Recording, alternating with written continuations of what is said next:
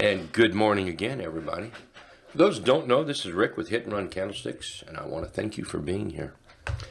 I want to be the first one to say this morning, unless you've already told somebody, that this is one messed up market. I'll tell you, this is truly a messed up market. Before we look at anything today, if you're going to trade with a lot of caution. Try to eliminate as much risk as possible. There's a lot of ways you can do that. And for those that don't know, did you know that cash is a position? Did you know that? Just checking. Okay? Cash is a position. Something more important than making money is preserving your money. And when the market is like this, I preach about this a lot, so be careful today, okay? As far as I'm concerned, overall, the market is leaning toward the bearish side. There are some charts that look pretty darn good, but overall, I have to lean toward the bearish side now. And let's move this a little bit. In fact, let's just take these candles off real quick or lighten them up. There we go. See those blue dots right there? That's telling us that we're in an area where the market is trying to make a decision to go up or go down. That is what I might call the turn. Let me get my little pen out here. The turn. And the turn is when you are green and then you start consolidating. You start getting, the market gets a little nervous. The market starts poking at the bottom a little bit, and then it turns to the downside, and it will turn red. Those dots will turn red. There's no guarantee that's what's going to happen, because I've seen this where we're green, we get into this turn area or this consolidation area, chop area, and then all of a sudden the bulls pick it up and actually lift it up. The point is, this area here being chopped, being very hard to trade around, sometimes it's best just to be in that cash position until it actually gives you a good reason. There we go. A good reason to trade, a direction in the market. I say that because I'm pretty big on trading the direction of the market, or at least acknowledge that if the market is going up and you're going to go short on something, acknowledge that I'm going short in a bullish market or I'm going long in a bearish market. At least acknowledge that to yourself. So right now, if I see any more downside than here, I'm pretty much going to expect that we get down to the 50 period moving average here. There's no, that's just what I'm going to expect right here. So if the bulls can't lift it up, I will say the bulls are pretty darn tenacious, I guess, ornery. If you take a look at this, I know some people are really crying the blues here. I mean, seriously, oh my God, right? Well, if you take a serious look at this, if you think about it, and every chart has a right to have some profit taking. Well, if you look at this, these are all divided up into quarters, all right? There's a bullish quarter. Let's do it here. There is a bullish quarter, and we'll do another green one. There is a bullish quarter. And this was a bullish quarter until the bears got a hold of it, and the bears have taken a quarter. So when you think about it, if you could have 3 winners and 1 loser, most traders would take that all day long. The point I'm trying to make, the pullback we have so far on the SPY is baby talk. It's just baby talk. It's not anything to get truly upset about. It's just that if you don't pay attention and it starts to fall, it'll just keep chipping away at your account. So a little caution there. Qs are holding up relatively well. Choppy. I don't particularly like the way they're holding up, but they are. They're hanging right in there. The diamonds pretty much jumped off a cliff. I mean, pretty much just said, to hell with it. I'm weak, I'm not strong, and I'm just going to roll over here. And that's just what the diamonds have done. So now the problem is, look where we are. We're right in this support, price action support area. So we need to keep track of this. Be careful and not to chase anything to the downside. That'll be important there. IWM, as long as we can flirt with the 50-period moving average, it's probably not something to mess with. Let it either fail the 50 or prove that it can move up over the 50. I'm not bullish, I'm not bearish on this. Let's wait and see on that, all right? Transports, IYT, all of a sudden, we're getting a little pickup here in IYT. Now, so far, what it's doing is meaningless to me, absolutely meaningless. And here's what I mean by that, or here's why, I guess. Let's go red. We did the same thing here. Well, and we failed, absolutely meaningless. So if this rallies up and fails, then that rally will be absolutely meaningless. So what we need now on the transports is we've got ourselves a low.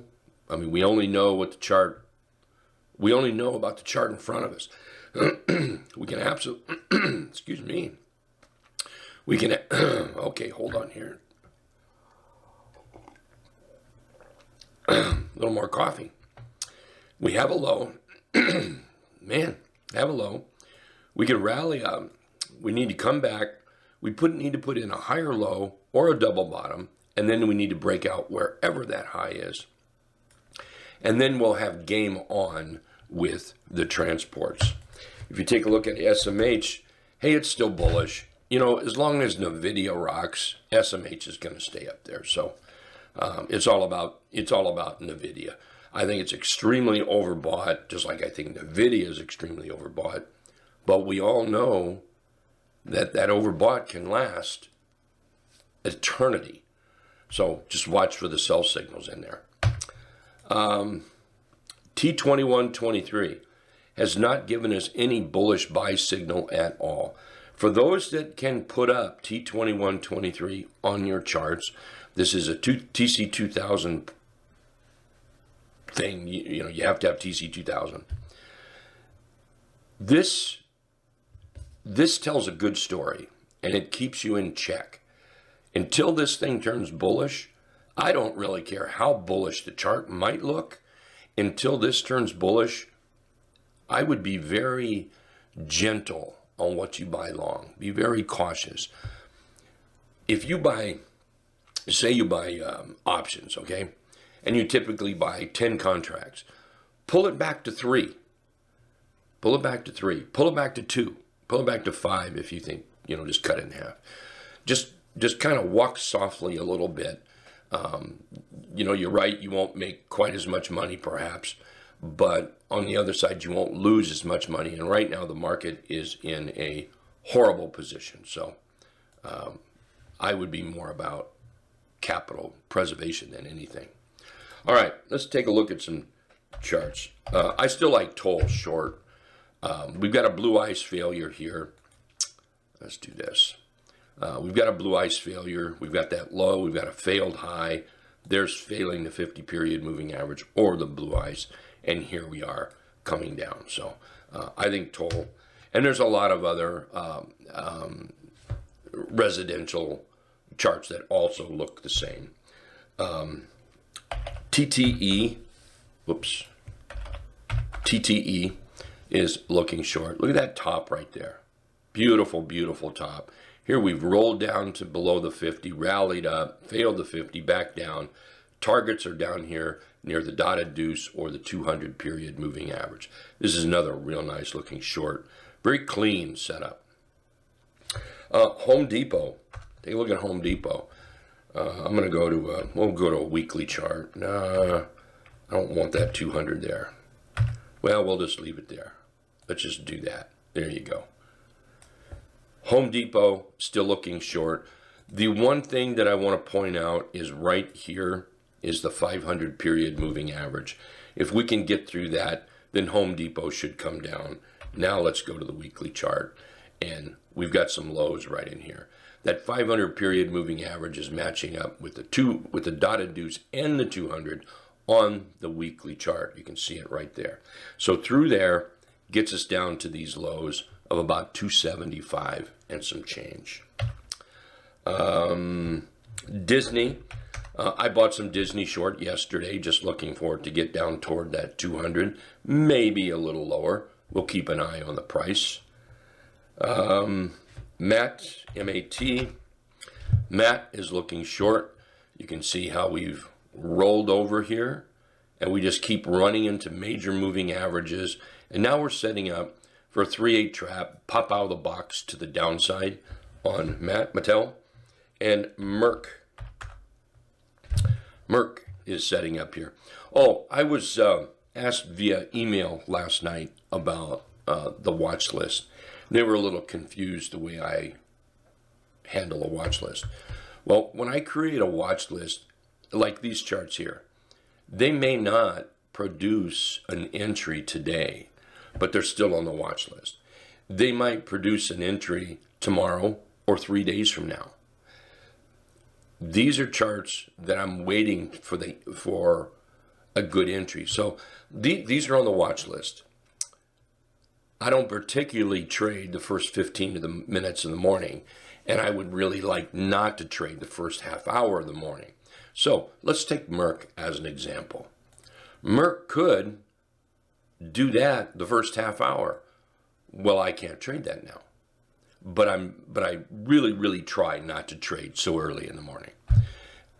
So I'll wait till I see one that sets up. So I hope that, and that's what I wrote them. I don't know if they're in the room right now or not. But it could be 10 days from now when the chart actually puts in a buy signal. Okay. Hey, let's look at some long CAVA. CAVA. That thing is just a great. Okay, why? CAVA. There we go. This is just a nice chart every which way from Sunday. Great big move yesterday, all on earnings. We're holding up right in here. This is a buy area right now on CAVA. I'm looking for $100 target on this. Great looking chart. Now, for some folks, you might want it to pull back a little bit more. And if you do, that's great. You have a plan. Trade your plan. Some folks are going to wait till it breaks out of that top. And if you do, that's great. You have a plan. Trade your plan. Another chart I like is AMD. I do like this AMD chart. Yeah, I do like this AMD chart.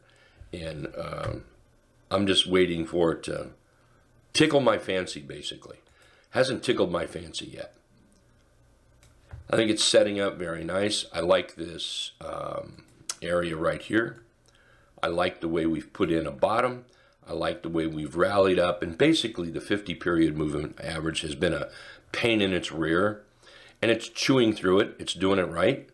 The trend indicator is green and moving up here. So just watching that right there. So I look at AMD, and AMD can come back to these tops. So I don't have to be in a hurry to enter it. This would be a target area.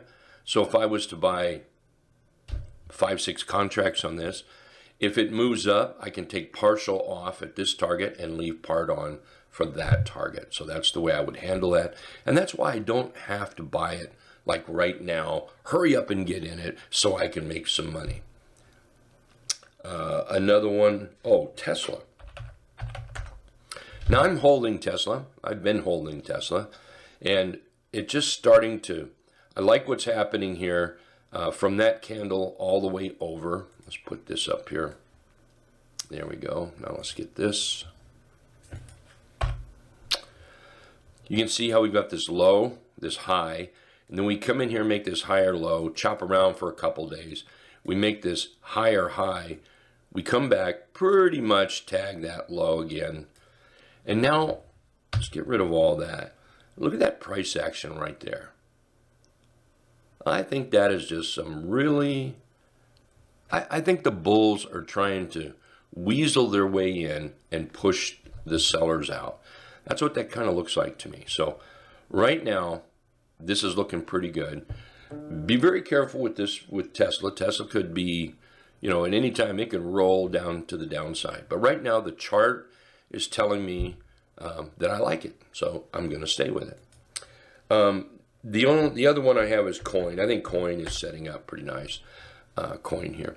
Right now we have a Fig Newton chart pattern. When the market opens, it won't look like that. But pre-market, we've got that Fig Newton chart pattern. 260 followed by 276 as targets. Okay. All right, that's about all I have this morning. We'll meet up back here in about 30 minutes when the market opens. Alrighty. Good morning to everybody, and I hope you have a wonderful, wonderful, wonderful day. Remember, cash is a position. Okay. Guys, take care. See you in 30.